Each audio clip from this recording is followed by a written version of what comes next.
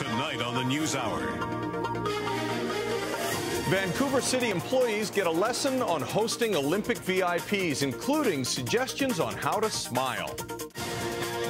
Live from Global, British Columbia, the NewsHour with Chris Galis.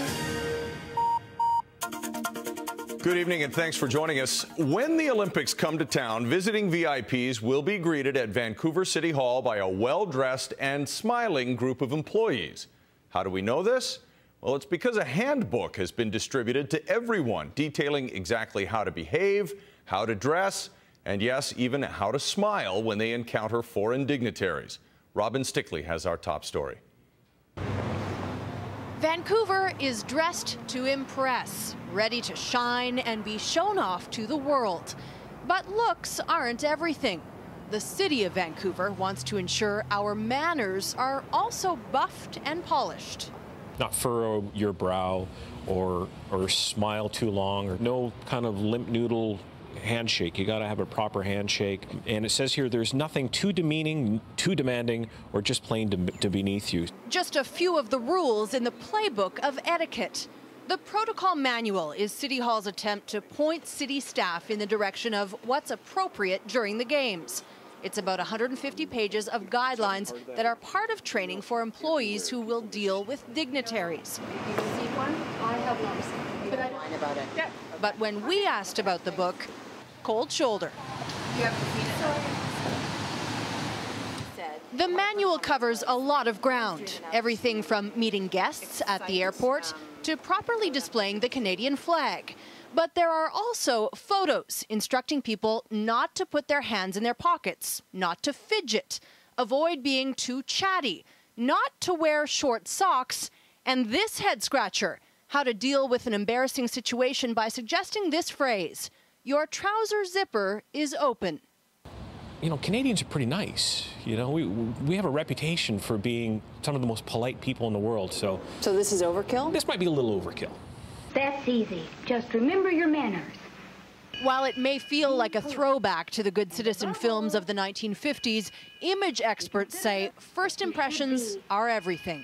Clean and neat when you go to the party. You'd be surprised how many people don't know how to tie a tie, or they go into the office with scuffed shoes.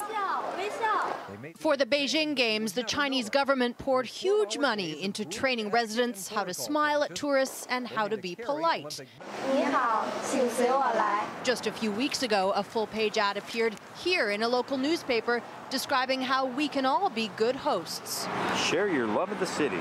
This may have been an expensive thing to put together, but you know, if 5 years from now people are still talking about what a great experience they had in Vancouver, then it's probably worth it. Law says the Olympics will provide a once-in-a-lifetime business opportunity for BC.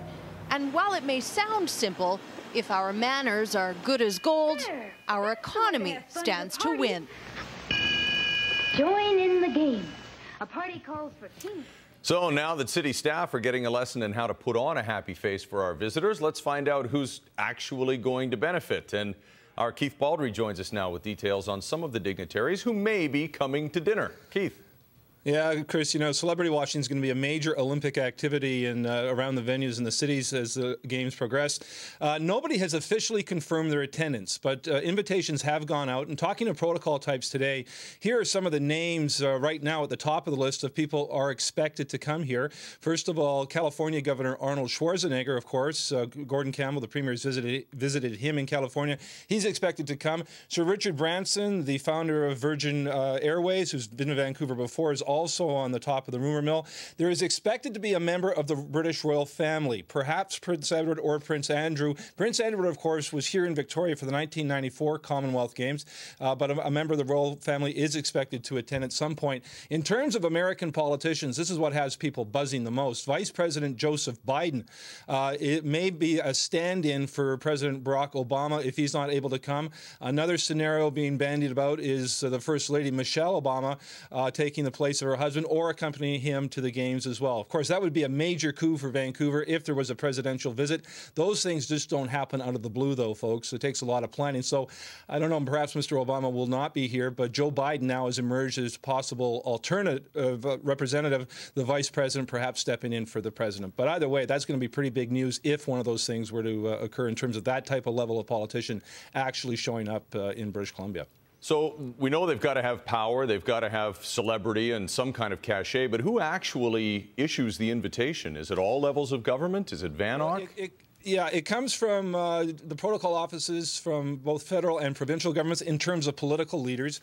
A big push here, though, Chris, is there is a hosting strategy devised by VANOC and the BC government and the Canadian government that is targeting business people, CEOs, executives, companies to bring their top managers here to BC to show off the province and perhaps attract some investment, also being used as a tourism vehicle. So it's not just politicians and movie stars they're looking for, also some top flight business leaders around the world as well. All right, Keith, thanks very much. That's Keith Baldry reporting live from Victoria tonight.